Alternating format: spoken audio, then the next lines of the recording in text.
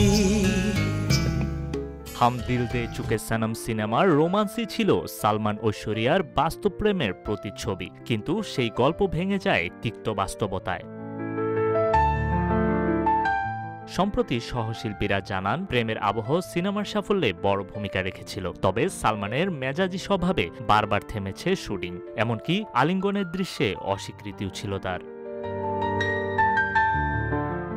পরিচালক প্রহ্লাদ কাক্কর বলেন, ঝগড়া, চিৎকার, এমনকি দেয়ালে মাথা ঠোকা ছিল নিয়মিত ব্যাপার। আসলে সম্পর্ক আগেই ভেঙে গিয়েছিল, পরে শুধু ঘোষণা এসেছে।